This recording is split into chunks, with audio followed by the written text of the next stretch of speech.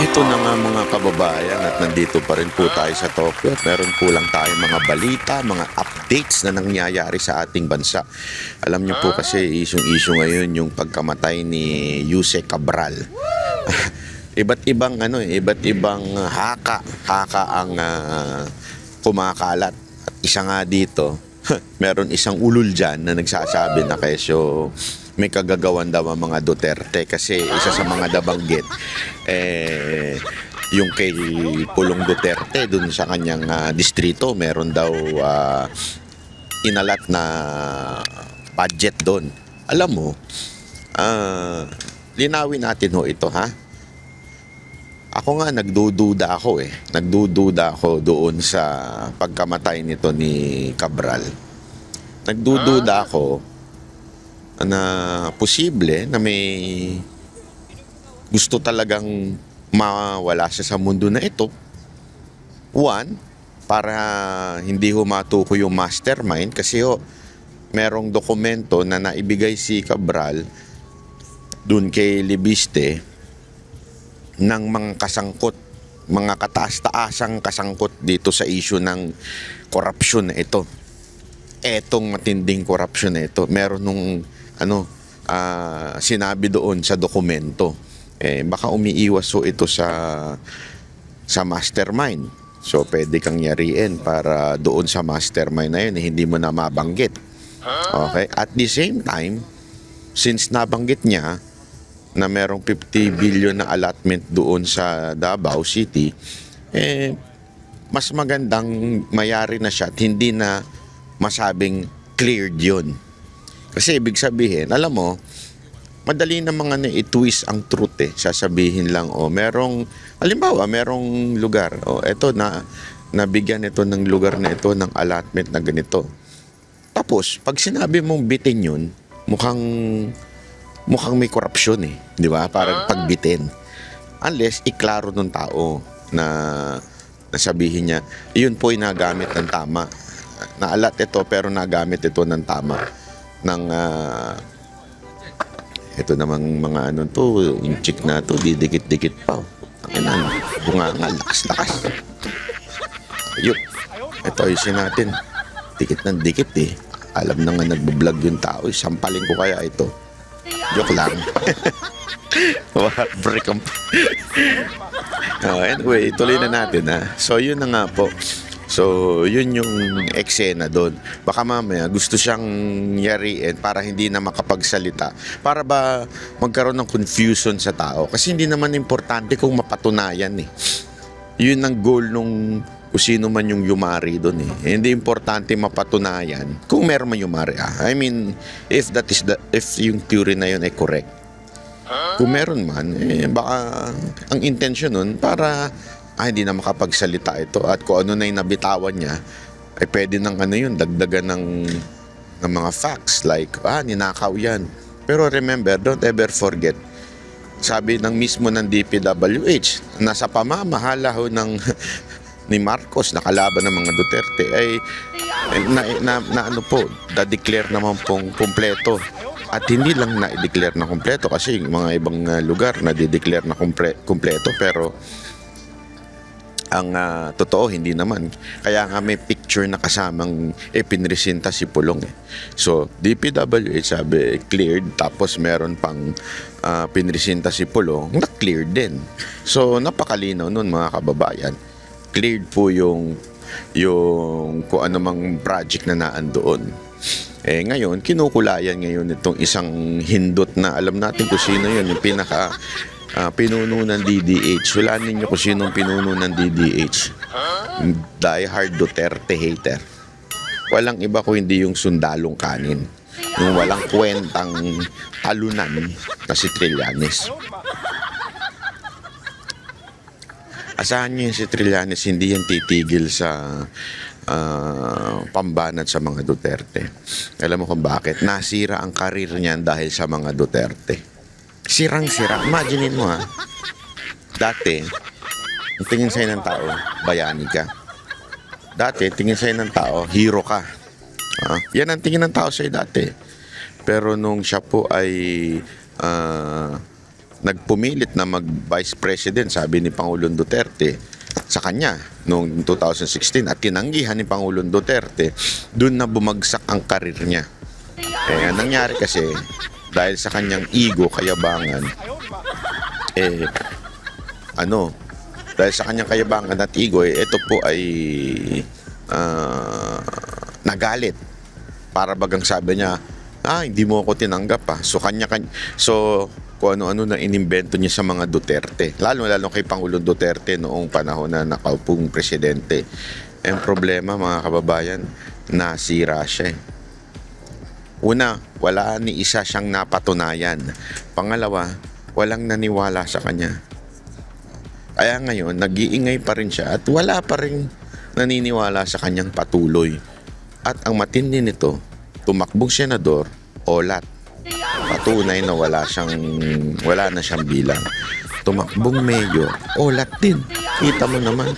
Ibig sabihin, talagang nasira yung kanyang political career. Mantakin mo yun, mga kababayan. Sira ang political career mo dahil sa paninira at pagiging bitter mo sa mga Duterte. Di ba? So, for sure yan. For sure. Hindi titigil etong si Trillanes na ito na siraan ng mga Duterte. Kasi nasira na siya ng todo . Bumagsak siya . So, kaya ganun ang siste ngayon. Ito ngayon si Cabral, yung kanyang Yusek Cabral, yung kanyang pagkamatay, isa pa hong mahiwaga dito yung meron siyang video na takot siya sa heights. Tapos yung tinanong, yan yung una niyang So, kung ikaw takot sa heights, sa dami-dami ng ways para ikaw ay kunwari lang take your life, ika nga, ay hindi yung bagay na kinakatakutan mo. Bakit? Mahirapan ka. Di ba? Isipin mo, ako, halimbawa lang, yung isang tao, may phobia siya sa ipis. So, para tapusin niya na buhay niya, kakain siya ng ipis. Napaka-imposible nun. Kakain siya isang garapon na ipis. Phobia mo nga yun di ba? Sabi niya, ang pinakakinakatakutan niya, heights. Tapos, umupo pa siya dun sa di ba, may picture, nag-selfie yung driver. I mean, it's an odd. One, may phobia ka na Bakit yun pamparaan ng iyong ng buhay mo? Baka nga, eto di ko alam. Sabi nga it's either totoong yung ginawa niya, may yumari sa kanya, o pinepeke lang niya yung niya. Kasi, imposible, parang ang hindi ko matarok yung ganong klaseng kaisipan. Halimbawa, takot ka sa pag tinanong ka, di ba marami sa atin tinatanong, kasi lahat naman tayo madededo. Anong gustong karaan mo para madedo ka? Kunwari, ang pinakaayaw mo yung masunog. Halimbawa lang, gagawin mo ba na magkukulong ka sa isang lugar at susunugin mo sarili mo? Yung medyo out di ba? Yung kaya nga out yung factor na yun, yung sinabi niyan takot siya sa heights. Napaka-imposible. Pangalawa pa, yung mismong eksaktong yung driver nag-selfie at naandun si madam. Para napaka-imposible. Alam mo, tayo rin naman may mga staff. Tayo rin naman po ay may nagbabantay sa atin. No yun Never na never gagawin ng bantay mo yun. Yung mag-take ng selfie na kasama ka at nakikita yung lugar kung asan ka. Never. Kung magpipicture man yung security mo o yung driver mo, magpipicture yon nang wala ka. Kasi nga, for your safety, alam naman natin, yung safety ni Cabral medyo delicates na. So, mag-iingat na yung driver nun. Tapos magpipicture pa siya na nakikita yung lugar at nakita yung kanyang amo, yung kanyang boss, yung kanyang VIP. Napaka-imposible nun. Ano yun Bodyguard 101 yun Hindi ka magpipicture nakasama yung VIP mo, tapos alam yung lugar mo. Imposible, kaya nga napakalabo nung eksena ng mga ganyan. Pati ayon pa dun sa kwento ng driver, nagpaiwan. Ay, okay lang kunwari magpaiwan ka sa loob ng halimbawa yung sinisecure yung VIP o meron akong VIP meeting with someone sa restaurant o iwanan nyo muna ako, kumain muna kayo dyan kaya sa hotel o dito lang naman ako, safety naman ako, iwan nyo muna ako, diba? Okay yun, pero yung iiwan ka sa gitna ng daan doon sa delikadong lugar, sasabi mo, iwan mo muna ako ha. Pinaiwan daw siya tapos bumalik na lang siya. Nung nalaman niya na, yan doon na. Sabi ko, kung ikaw yung driver, security, iiwan mo ba yung VIP mo doon sa lugar na yun? Parang napakadelikado naman po ata nun. Hindi mo iiwan yun. Malaking kalokohan. Naglolokohan di ba? Sa akin, napakalabo naman ng mga eksena nitong tapos hindi naman siya pinababalik, bumalik siya. Wala nagsabi sa kanya bumalik siya eh. Diba? Parang kaya nga medyo mysterious yung pagkawala. Hindi natin alam kung sinadya ba para one, pagbintangan ng mga Duterte o two, ay hindi na maituro yung dapat maituro, di ba? Hindi natin alam. Ang matindi pa nga dyan meron pang isa na sinabi siya sa isang interview nung tinanong siya, anong favorite mong movie? Ang sagot niya is How to Get Away with Murder. Basta parang anong yung title is Faking Your Own Death, parang ganun. Yung How to Fake Your Own Death, yun yung favorite niyang movie. I mean, is that coincidental? Na may takot ka, may phobia ka sa heights, tapos biglang ang favorite movie mo, How to Fake Your Own Death. I mean, hindi ba? Parang medyo awkward naman. Mukhang planado lahat ng nangyayari. Ewan ko isipin nyo mabuti yan. Tapos i-komento nyo dyan, babasahin ko. Kung ano yung komento nyo dyan, babasahin ko para mas matalakay pa po natin ito. Kasi ngayon matindi yung usapin dahil isa pa nga, yan nangyari din ngayong araw, itong nakarang araw ay yung pagkamatay ni Akop. Tandaan nyo kung sino to si Akop. Kasama ito doon sa mga humarap kay Pangulong Duterte nung humarap sa kamera at inimbestihan si Pangulong Duterte. Alam mo itong si Akop, with all due respect sa kanyang pamilya, condolence pala sa inyo. Itong si Akop, ganun to medyo ganun ito Kung asa ng ihip ng hangin na andoon. Ang masama nitong huli niyang, masasabi natin, huli niyang eksena sa buhay. May kanya-kanya tayong eksena sa buhay. Yung scene, yung kanyang huling eksena ay hindi maganda. Inusig niya ang presidenteng talagang mahal ng mamamayang Pilipino. Inusig niya isang presidenteng talagang pinagkakatiwalaan ng taong bayan. At ang masakit pa nito, ang kasama niya sa pag-uusig ay isang dating di umanong NPA. Diba? Na naging party list congressman. Si Ako po ay isang pulis. So, instead na yung integrity niya, sana na natiling policeman o gentleman, diba? Nasira nung mga huli niyang araw sa mundo na ito. Kaya nga alam mo mga kababayan this is a lesson for each one of us. Ako, yan din ang lagi kong nasa isip. no matter what success ang nakuha mo, o no matter how successful you are, no matter how rich you are, lahat yan makakalimutan ng tao. Ang mananatili dyan ay yung alaala na ginawa mo o contribution mo sa mundo na ito. Halimbawa, di ba? Kung maalala man natin si Rizal, naalala ba natin siya sa dami ng kanyang kayamanan? Hindi naman po eh. Maalala natin siya kung ano yung ginawa niya. Lalong-lalo na yung mga huli niyang ginawa sa buhay. Di ba? More than that, meron pa nga eh. Makakalimutan pa nga yan ng tao. Kaya nga yung mga, halimbawa, yung mga kabataan yun, nakalimutan na yung mga bayani natin na nagbuwis ng buhay.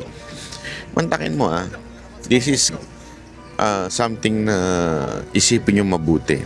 Yung mga bayani natin noon, na nakalimutan na ng iba ngayon, ito mga bayani ito, nakipaglaban ito para sa kalayaan sa mga foreign invaders o kalayaan para sa mga mananakop. Di ba? Yan po ang yan ang kanilang pinaglaban, kaya nga po sila namatay. Imaginin mo yun, namatay sila dahil doon. Habang tayong mga Pilipino, yung mga tatanga-tanga, tuwan-tuwa na ibinigay ang ating Pangulong Duterte na isang Pilipino sa banyaga. Alam mo, kahit ako, halimbawa, makalaban natin kung sino man sa politika, ako, mas gusto kong usigin dito. Hindi dapat inuusig sa ibang bansa. Dapat tayo ang magbigay ng hustisya. Dapat dito sa hatulan, hindi ho sa ibang bansa. Mali na ibigay mo ang iyong kababayan sa ibang bansa para mausig. Unless there is a war na hindi capable ang ating korte, wala. Capable na capable. Gamit na gamit nga ang korte ngayon. Di ba?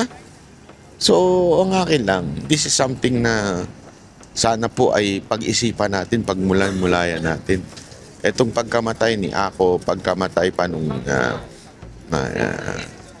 si Cabral, at isa pang nakalimutan ko na kung sino pa to, isang namatay. Yung mga kinuha na ni Lord, lagi ho natin tatandaan yung ating ginawa. Yan ang mananatili, yung memory sa atin, especially the last days of our lives. Di ba? Importanteng maunawaan natin yan. Isa pa palang dito, etong Bicol Party List. Wait para mabanggit natin ng tama. Etong party list ni Terry Ridon, ibinulgar na may insertion. Kasi kaya pala to si Terry Ridon, humihirit siya na, bakit hindi nyo ilabas yung dokumento? Ganyan. Para magkaroon siya ng paraan. Kasi yung dokumento, ngayon ay kay Libiste, Congressman Libiste. Sabi nga ng babae, di pa ilabas. Bakit tinatago pa ni Libiste? Ano bang kung talagang totoo yan, ilalabas na yan. Tapos narinig ko sa isang interview, kaya hindi pa inilalabas kasi ino-authenticate pa through the office of Secretary Vison. Para sigurado, kasi pamaya, pag inilabas, tapos hindi completely authenticated o merong hindi wala sa record, o basta hindi na authenticate, baka maaaring mangyari niyan, pasinungalingan pa nitong iba. Okay? Kasi remember, may mga nakasulat na congressman doon. Ang kulit nito ni Terry Ridon na parang kinukulit niya si Libiste na ba't hindi ilabas. Yung pala, yung Bicol Saro Party List po ay may 150 million road project insertion sa Pamplona, Pasaka, Camarines Sur. Mantakin mo Anong pinagkaiba nito kay Pulong? Baka sabihin ng iba, bakit si Pulong din naman merong Hindi, remember, district congressman si Pulong. Naturalmente, kailangan humingi siya ng pondo. Pondohan nyo itong lugar namin kasi kailangan yung ito. Ganun lang naman ang ginawa ni Pulong pinapondohan yung lugar nila para may magawa yung project. Ang problema dito, party list ka eh. Wala kang kinalaman sa district, bakit ka nagkaroon ng insertion sa Camarines Sur. Yun yung sinasabi. Ito, yun yung sinasabi ni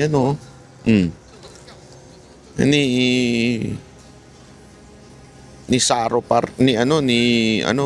ni Biste. Di ba? Kaya nga sabi ko sa inyo, medyo hindi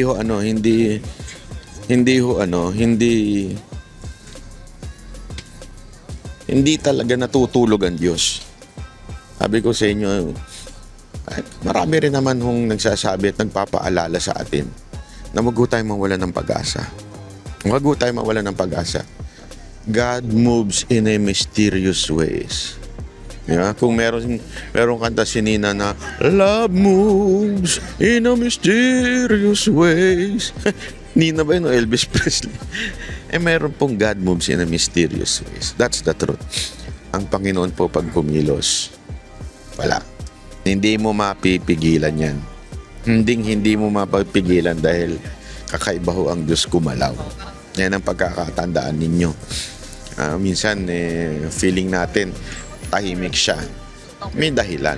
Kasi maalala ninyo nung panahon na ang Israel ay nasa ilalim ng Ehipto. It took Moses how many years? Many years before niya napalaya ang mga Israelites sa Ehipto. Bakit ho? Tuwan-tuwa ba ang Diyos na nagsasaper ang kanyang anak na Israel? Hindi ho. Kasi yung bilang ay meron nung kinalaman sa mga propesiya sa New Testament. Yan ho ay pangkalahatang plano ng Diyos. Minsan may pinagdadaanan tayo sa buhay na wag nating kakalimutan na merong pangkalahatang plano ang Diyos sa atin. Kunwari na nasugatan tayo o kaya naman napilay tayo o di kaya ito ang nangyari sa atin, may plano ang Diyos na maganda sa iyo. Kaya kanya pinadaan sa ganyang problema. Ngayon, ang Pilipinas, kung ano man ang nangyayari dito sa atin, bakit tayo nagkaroon ng isang presidenteng mahina, isang presidenteng nakakapagtaka ba't nanalo? Alam mo, isa lang ang naiisip ko. Ito kung siguro nagpatuloy ang isang matinong pamamahala under Duterte, malamang sa malamang hindi nabuking yung tunay na karakas ng mga congressman. Kasi nakakapagtago sila eh. Since si Duterte ay mahigpit dyan sa mga insertion, na itatago ngayon ng mga congressman yung mga pera-peraso nilang korupsyon. Pansinin nyo hindi ko sinasabing walang korupsyon ng mga congressman noong panahon ni Pangulong Duterte. Napakaraming korupsyon din siyempre. Maliliit nga lang. Pero yung mga mapakaraming mga congressman pa rin ang pumipili. Kasi mahihirapan kang tukuyin yun isa-isa kung maliit. Di ba? So hindi natin alam kung sino-sino yung mga corrupt na congressman. Kaya sila, isipin mo, tandaan nyo yung mga congressman na corrupt ngayong araw, itong panahon na ito, nandyan na yan noong panahon ni Duterte. So ibig sabihin, corrupt na sila, nakakalusot lang sila kasi maliliit nga eh. Hindi mo mapapansin. Ngayon, pinahintulutan ng Diyos na maupo si Marcos at dahil mahinang nilalang si Marcos, etong mga congressman nakaisip ng, lakihan natin dahil mahinang nilalang ang presidente, walang kwenta, madali makapagpuslit. Di ba? Tapos sakim pa, pati yung kanyang mga kamag-anak. So pagkakataon na natin tong bumongga, talagang pumaldo. So pumaldo sila ng pumaldo, di ba? Humirit sila ng todo-todo. Paghirit nila ng todo-todo, dun sumabog.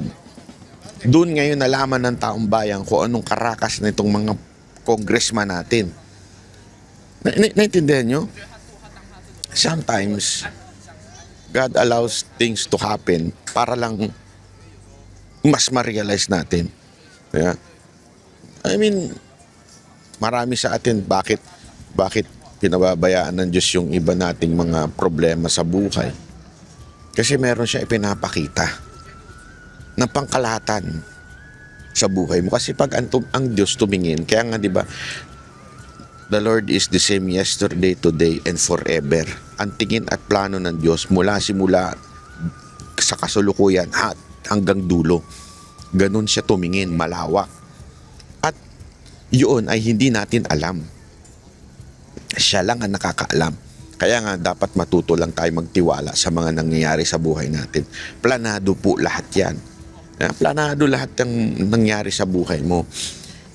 Merong plano ang Diyos sa iyo. So ganun po ang tingin ko sa ating bayan. May plano po ang Diyos sa atin. Alam mo yung korupsyon sa atin, ito'y nakaukit na noon pa man. Ito po'y nakaukit na sa kasaysayan na ng Pilipinas. Simula pa lang nung panahon ng Espanyol na tayo sinakop.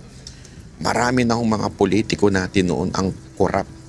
Kaya nga pag pinanood natin, di ba, yung mga pelikula nila General Luna at kung sino-sino pa po na pelikula doon, ay mga korap na ho ang mga politiko natin.